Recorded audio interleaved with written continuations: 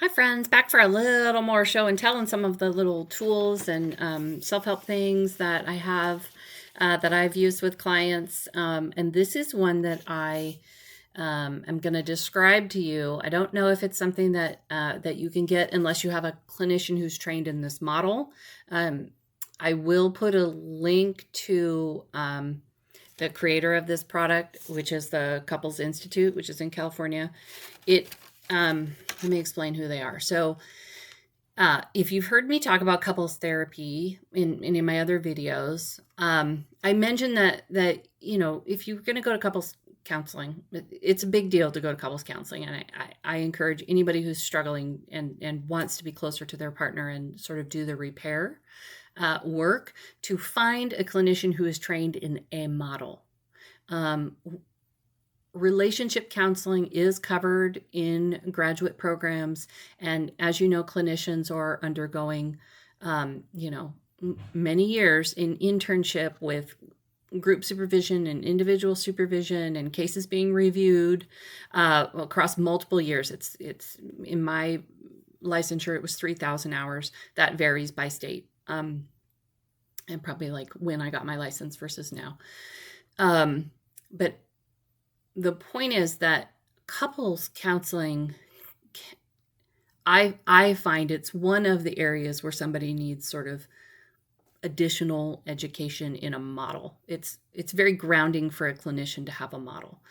So if you are a therapist or a social worker that's working with couples and you find yourself lost in sessions or overwhelmed in sessions, I would encourage you to get a little bit of extra training. It doesn't even have to be like, you don't have to certify. I mean, it's great if you do certify, but even just getting a model under your belt that you can work with is very grounding for the clinician. And my argument is, if then the clinician is in good shape, and is able to bring their best work to the room, then the client is able to do their best work. So anyway, some of the models of couples counseling are emotionally focused therapy, Gottman, and then this one, which is the developmental model. And this is I think these guys are the only ones who do it, and it's called the Couples Institute. It's not my primary one. I've been trained I've been trained in the developmental model, and I've been trained in EFT or Sue Johnson's model, the emotionally focused therapy. And I lean more clinically. I lean more towards the emotionally focused therapies. It just is a better fit for me. But I do use this tool. I use a lot of things from the developmental model, but this is called Eye to Eye, and it's a technique of conversation. Okay. And so what it does is really lays out roles and responsibilities in a conversation. So there's the initiator and there's the inquirer, and it's a fun tool because you see how it kind of goes like this. And the idea is that you would set this on the table, and then if you are in the role of initiator, if you're in the role of inquirer, these two panels are facing you, and if you're in the role of initiator, then these two panels are facing you. And so, when you're learning a new communication tool, it's kind of helpful to have a visual representation. So it's meant to be like a tabletop card. In a practical way, what I've done is I have multiple copies of this in the room when I'm doing couples counseling. And so I'll just flatten it, and then I'll hand a card to each person so they can just pull it up. It doesn't take very long to get, especially if you're working with a therapist, because they can kind of, you orient the couple to facing one another, and one is holding the initiator side and one is holding the inquirer side. And, the clinician can, at least as I would practice, I would kind of like go stand behind or kind of bring a stool over behind the partner that needs some additional coaching on how to hold the role. But even if you're just doing this kind of thing on your own as a self-help, you can get a hold of the concept of initiator and inquirer. And I believe the Gottman method has a similar, conversational structure that they recommend that people go through. I'm not trained in Gottman, and so I don't know it. So I can't really speak to it. People in the show notes or just people in the comment section can talk about what the equivalent is in Gottman. So, okay. So the idea with this tool is that you have let's say you have something come up and you're like, I really have to talk to my partner about this, right? If you have something that you're trying to talk about with your partner, and this is a couples thing, but actually you can apply this to other relationships, but it's really intimate, not sexually intimate, just like emotionally intimate exercise. So it's probably something you would want to do with a love partner. So the initiator has something they've been wanting to bring up. Let's say like you want to have a conversation about, you want to debrief an argument that you had a couple of days ago. Okay. So you're like, hey, I would like to talk about this thing that we got into the other day. Is this a good time for you? So that's an initiation. Depending on your argument style with your partner, maybe in a couple of days since you had the argument that you want to debrief, but you don't want to just go about your business. You want to kind of like resurface the issue and try to talk about it. So if the initiator in that is the person who's like, hey, can we talk about this? And the inquirer's job then is to say like, yes or no. If it's not a good time, fine. What is a good time? Never is not the right answer to that. Okay, so then that becomes the initiator is the person who's bringing up the issue, and the inquirer is just that. They're the inquirer. Their job is to pull with the focus on how do I get to know what's going on inside my partner. It's not to engage in a debate or present their side. It is this, when you're using this tool, it is specifically geared at how can I understand the internal experience that my partner is having. And if I'm trying to get to know the internal experience that my partner is having, then I'm in the inquirer role.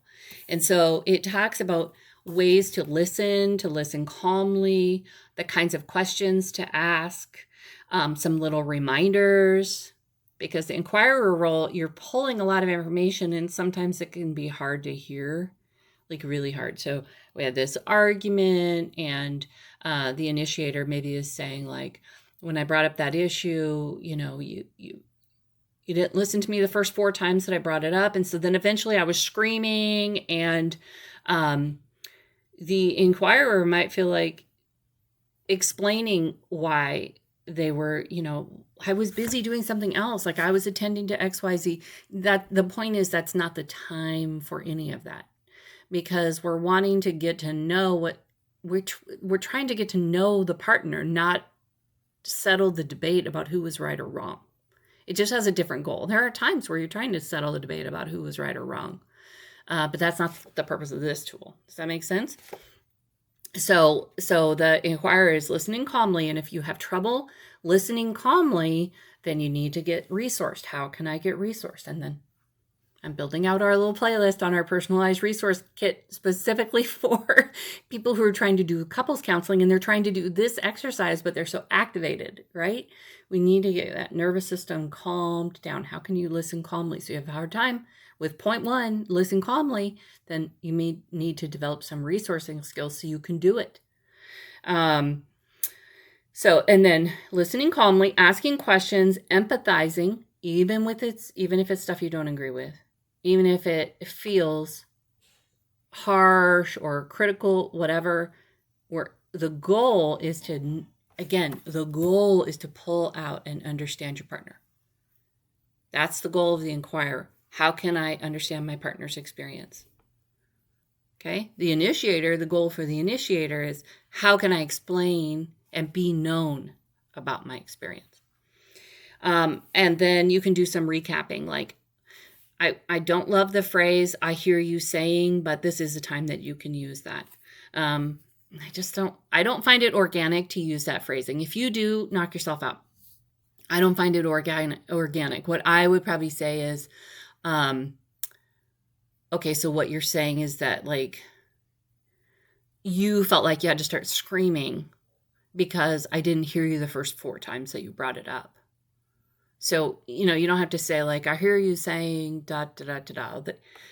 I think there's a reason for that. I just don't know that model, and that languaging isn't organic, but the intent is like, I want to reflect back and make sure that I'm getting what they're saying. The goal is communication. And communication is, how can I get this idea that's in my head into your head? Because we want to be seen and we want to be understood.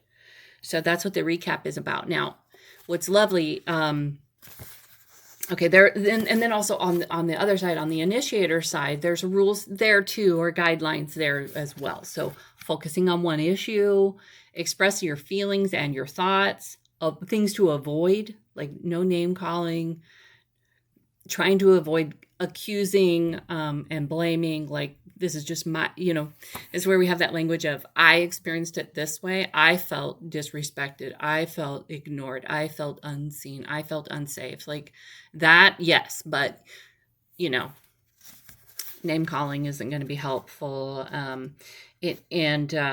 Anyway, so, and then for the initiator, being open to self-discovery, because we've got this initiator, being heard, being known, being understood. We've got the inquirer pulling, understanding. And in that process, in that co-created relationship or dialogue process, everybody's going to come to an understanding, a different understanding. So the point on the card says, be open to self-discovery. Like even as the initiator, the goal isn't just like, let me tell you what you did wrong. The goal is, let me be understood and let me grow in my understanding of what was going on for me. Like, why did I get so triggered? Because the inquirer is helping you. They're pulling it out of you. The inquirer kind of becomes a therapist, but it's somebody that you trust and love. And if they're doing it right, it's healing, it's therapeutic, and like I said, intimate. So it's just got little reminders. I think it's called the eye to eye, initiator to inquirer, and it's eye to eye, right? Like we're facing each other eye to eye. You don't have to physically do it eye to eye. That can be too intimate for some people. So maybe you're facing the ocean, or you're going for a drive, right? Like you're both focused on something else visually. Or, if you can tolerate the intimacy, then, looking at each other across the kitchen table or next to each other on the couch and whatnot. So that, again, comes from the developmental model. And the Couples Institute is the name of it. If you're a therapist looking for a couples model to study, the developmental model is really good for, I think, for clinicians who are great with like object relations type of clinicians, probably Jungian type of clinicians, like what's it called, depth psychology, like the I can't think of what do they teach at the Pacific Institute? Like if you've studied in like shadow work and stuff like that, I think the Couples Institute program, the developmental model, fits really well with that, because the development is about how we are sort of in our coupling, growing as individual but intradependent, and those theories fit in certain modes of study more so than mine, which is more attachment focused and humanistic. So that is why I lean more towards emotionally focused therapy, but I definitely understand the like the object relations kinds of clinicians would probably love the developmental model. So for therapists who are looking for a model to study, that's a good one. That's a good one to learn from. They're the ones that do like the paper exercise and a few other like really good in the room interventions that are illuminating, and I think do a really good job of getting the couple on the same page really, really quickly. And then they support each other's growth. It is a little more academic, and so it's a little bit harder to distill. Depending on the population that you serve, it might be harder to explain some of the concepts like emotionally focused therapy is really accessible. And I'm a really concrete thinker. Plus, I like diagram. I work a lot with a picture, and so the infinity loop that used in emotionally focused therapy works really well for me. Because again, as a clinician, you're trying to get grounded enough to hold the space in the room. And with couples work, if you've had that opportunity, things get really intense really quickly. There's a lot going on in a session, and so a therapist often needs really solid grounding.